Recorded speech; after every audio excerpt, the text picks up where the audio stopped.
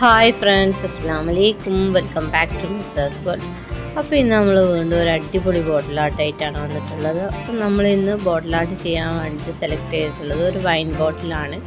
അതിനെ നമ്മൾ ആദ്യം തന്നെ കഴുകി വൃത്തിയാക്കി ഉണക്കിയെടുത്തിട്ടുണ്ട്. അതിനുശേഷം നമ്മൾ ബോട്ടിൽ കംപ്ലീറ്റ് ആയിട്ട് ടിഷ്യൂ പേപ്പർ ഒട്ടിച്ചെടുക്കുകയാണ് ചെയ്തിട്ടുള്ളത്. ടിഷ്യൂ പേപ്പർ ഒട്ടിച്ചെടുക്കാനായിട്ട് നമ്മൾ വൈറ്റ് ഗ്ലൂവും വാട്ടറും 1:2 റേഷ്യോയിൽ മിക്സ് ചെയ്തെടുത്തതിന് ശേഷം അതിനെ നമ്മൾ ബോട്ടിലിൽ ആദ്യം അപ്ലൈ ചെയ്ത് കൊടുക്കുക. അതിൻ്റെ മുകളിലേക്ക് നമ്മൾ ടിഷ്യൂ പേപ്പർ അപ്ലൈ ചെയ്ത് കൊടുക്കുക. അതിൻ്റെ മുകളിലേക്ക് നമ്മൾ ഒരിക്കൽ കൂടി ആ ഒരു വൈറ്റ് ഗ്ലൂ അപ്ലൈ ചെയ്ത് കൊടുക്കുക. ഈ ഒരു രീതിയിൽ നമുക്ക് 2-3 കോട്ടായിട്ട് ചെയ്തെടുക്കാം. അപ്പോൾ ടിഷ്യൂ പേപ്പർ അവൈലബിൾ ഇല്ലാത്ത ആൾ ന്യൂസ് പേപ്പർ യൂസ് ചെയ്താലും മതി.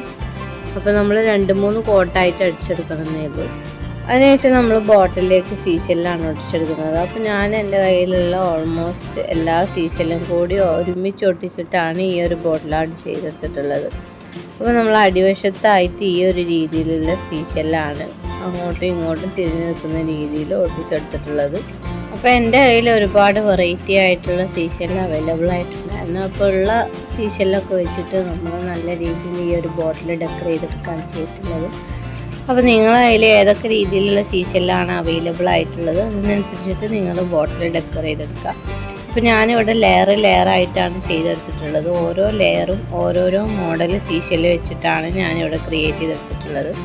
നമ്മൾ ലെയേഴ്സ് കംപ്ലീറ്റ് ആയിട്ട് ചെയ്ത് കഴിഞ്ഞതിന് ശേഷം നമ്മൾ അതിൽ ഒരുപാട് സീഷെല്ല് ബാക്കിയായിട്ടുണ്ടായിരുന്നു. അപ്പോൾ ഞാൻ അവിടെ ഇവിടെ ആയിട്ട് മിഡിലിൽ അവിടെ ഇവിടെ ഒക്കെ സീഷെല്ല് ഇല്ലാത്ത പൊസിഷനിലൊക്കെ നമ്മൾ ഗ്ലൂ അപ്ലൈ ചെയ്തെടുത്തിട്ട് സീഷെല്ല് ഒട്ടിച്ചെടുത്തിട്ടുണ്ട്. അപ്പോൾ നമ്മൾ ബോട്ടിൽ കംപ്ലീറ്റ് ആയിട്ട് സീഷെല്ല് ഒട്ടിച്ചെടുത്ത് കഴിഞ്ഞിട്ടും എൻ്റെ കയ്യിൽ ഒരുപാട് സീഷെല്ല് ബാക്കിയായിട്ട് തന്നെയാണ് ഉണ്ടായിരുന്നത്. അപ്പോൾ നമ്മൾ കംപ്ലീറ്റ് ആയിട്ട് നല്ല രീതിയിൽ ഫുൾഫിൽ ചെയ്തിട്ട് തന്നെ ഒട്ടിച്ചെടുത്തിട്ടുണ്ട്. അതിനുശേഷം നമ്മൾ അതിലേക്ക് ബ്ലാക്ക് അക്രിലിക് കളറാണ് അടിച്ചെടുക്കുന്നത്. അപ്പോൾ ബ്ലാക്ക് അക്രിലിക് കളർ അടിച്ചെടുക്കാനുള്ള കാരണം നമുക്ക് ഒരു ആൻറ്റിക് ലുക്ക് ആക്കി എടുക്കാൻ വേണ്ടിയിട്ടാണ്. അപ്പോൾ നമ്മൾ നോർമൽ വേറെ ഏത് കളർ അടിച്ച് കഴിഞ്ഞാലും സീഷെല്ലിൻ്റെ മുകളിൽ അത്ര ഭംഗിയായിട്ട് കാണാനായിട്ടുണ്ടാവില്ല. അപ്പോൾ നമ്മൾ കുറച്ച് എറിച്ച് നിൽക്കുന്ന രീതിയിൽ ആൻറ്റിക് ലുക്ക് ആക്കി എടുക്കാൻ വേണ്ടിയിട്ടാണ് ഞാൻ ചെയ്തെടുക്കുന്നത്.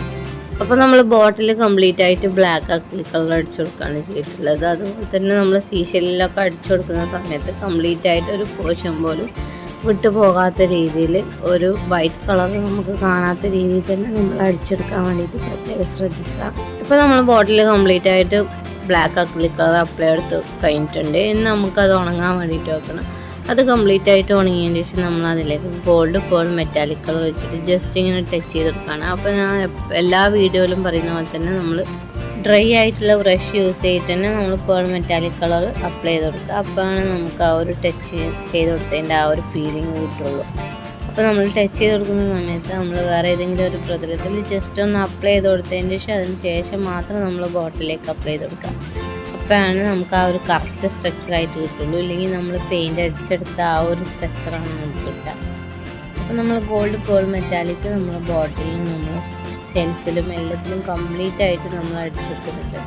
അതിനുശേഷം നമ്മൾ അതിലേക്ക് ഹൈലൈറ്റ് ചെയ്ത് കൊടുക്കുകയാണ് ചെയ്തിട്ടുള്ളത്. ഹൈലൈറ്റ് ചെയ്ത് കൊടുക്കാൻ വേണ്ടിയിട്ട് ഞാനിവിടെ 3 കളേഴ്സാണ് യൂസ് ചെയ്തിട്ടുള്ളത്. പിങ്ക് പേൾ മെറ്റാലിക് കളറും ബ്ലൂ പേൾ മെറ്റാലിക് കളറും green pearl metallic colour use ചെയ്തിട്ടാണ് നമ്മൾ ഈ ഒരു ബോട്ടിൽ ഹൈലൈറ്റ് ചെയ്തെടുത്തിട്ടുള്ളത്.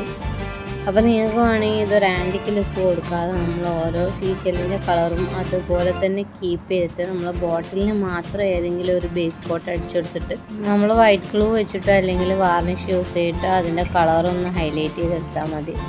അപ്പോൾ നമുക്ക് ആ ഒരു ഒറിജിനൽ കളറിൽ തന്നെ ആക്കിയിട്ട് നമ്മൾ സീഷെല്ലിനെ കീപ്പ് ചെയ്യാൻ സാധിക്കും. ഇപ്പോൾ നമ്മൾ ബോട്ടിൽ കംപ്ലീറ്റ് ആയിട്ട് ഗോൾഡ് പേൾ മെറ്റാലിക് കളർ വെച്ചിട്ട് ഹൈലൈറ്റ് ചെയ്തെടുത്തിട്ടുണ്ട്. അതിൻ്റെ മുകളിലേക്ക് നമ്മൾ പേൾ മെറ്റാലിക് കളർ ആയിട്ടുള്ള ബ്ലൂവും പിങ്കും ഗ്രീനും വെച്ചിട്ടാണ് ഹൈലൈറ്റ് ചെയ്ത് കൊടുക്കുന്നത്. അപ്പോൾ നിങ്ങൾക്ക് ഇഷ്ടമുള്ള രീതിയിൽ ചെയ്തെടുക്കാം. ഞാനിവിടെ എനിക്ക് ഇഷ്ടമുള്ള ഒരു രീതിയിൽ ആ ഒരു പാറ്റേണിലാണ് ചെയ്ത് കൊടുത്തിട്ടുള്ളത്. ഓരോരോ ലെയറിനും ഓരോരോ കളർ എന്നുള്ള രീതിയിലാണ് അടിച്ചു കൊടുത്തിട്ടുള്ളത്.